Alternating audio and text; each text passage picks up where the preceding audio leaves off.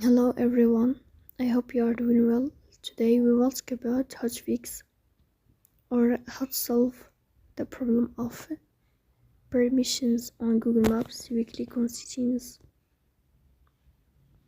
Here we go to apps, default apps, app settings.